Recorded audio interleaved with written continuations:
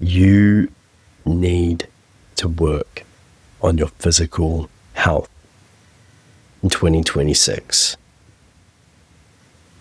Hands down. If we look around the world right now, we witness more and more chronic illness, more and more obesity, more and more divergence from what it is to actually be human. I can tell you very well and truly that the healthcare system that most countries run is not a healthcare system. It is a health avoidance system. Most doctors, most physicians prescribe pills for symptoms. They don't look at the root cause. They don't look generally, in the general sense, there are some that do this, but they don't look at how we can make simple lifestyle changes that can affect our health quality. And so to get healthy is a pretty straightforward process. It's not rocket science. Look at what humans were doing hundreds of years ago, when some people believed there were lower ages of living. But I don't believe that to be necessarily the truth in regards to the quality of life.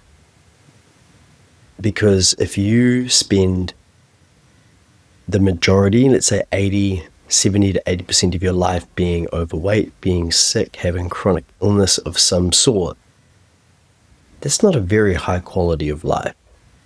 But if you live an extra 20, 30, 40 years until you're 80, 90, 100, but are severely impaired and physically unfunctional and unable to perform basic physical tasks that require a certain level of fitness and functionality, I don't see that as a very enjoyable life in terms of being able to experience what it fully means to be human.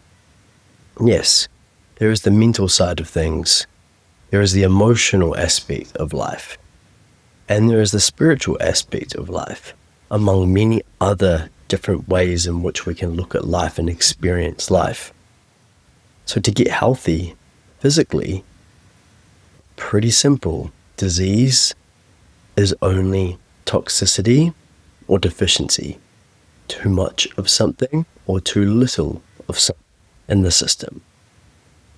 And so all we have to do is remove hyper-processed foods and bring in and incorporate more vegetables that are prepared fresh and more fruits that are eaten relatively fresh.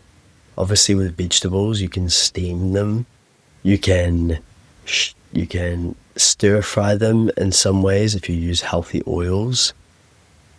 But eating naturally, eating in harmony with what the planet provides, not processing a food down, stripping away a lot of the good stuff and then refining it and engineering it for taste and satiability, which is why hyper-processed foods are so dangerous. And I'm talking cakes that use refined flour, refined sugar, a bunch of artificial sweeteners, chocolates, all these types of things that are so far derived from their natural source. So eating healthy, really simple. Having healthy diet. Sleep. Sleep is one of the most important things for our body. It's the battery charger that we plug into at night, where we recharge, where our system heals. Exercise, moving the body, and not just walking to get food, not just chewing food, just getting to work and back. I mean, getting outside, going for a walk, going for a bike, going for a run, going for a hike in nature, finding a sport or an activity that gets us sweaty. that engages our system, that engages our mind and our focus and our emotional stability, as well as our physical agility. That is how to be healthy. There's obviously so much more to it, but underpinning all of that is nourishing our mindset, our mental health and wellness, and also our emotional capacity. And one of the things that really support this is understanding how to regulate the nervous system. Very simply put, bringing ourselves into a parasympathetic state, which basically just means a peaceful, calm, restful state where our body is actually allowed to digest life, to process what it's going through, rather than being in a sympathetic state, which is stressful, which is what most of humanity tends to run on, is one thing to the next thing, to the next thing, while showering, thinking about work, whilst at work, thinking about what's going on at home, whilst doing this, thinking about this, just constantly on the treadmill of thoughts and overthinking and the next thing and the next thing, and just not stopping, not pausing, just going and going and going. And then when we're resting, just grabbing the phone out and scrolling and scrolling and scrolling, which is the same thing as just thinking and process and overdoing it. It's ridiculous. Resting is actually just allowing ourselves to be fully present in the moment to everything that is occurring, and not needing to do anything just for the moment. It can be for 5 minutes, 10 minutes, whatever it is that you can commit to and that you can work with. So, what are you going to do? 2026. Are you going to commit?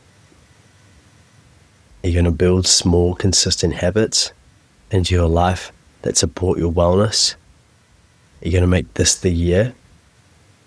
In fact, are you going to make the next 5 to 10 years the years where you actually do it? Maybe the next 20 to 30 or 40 years. Make it a lifestyle shift. And guarantee you will not regret it. You'll be so stoked that you made the change. It's time.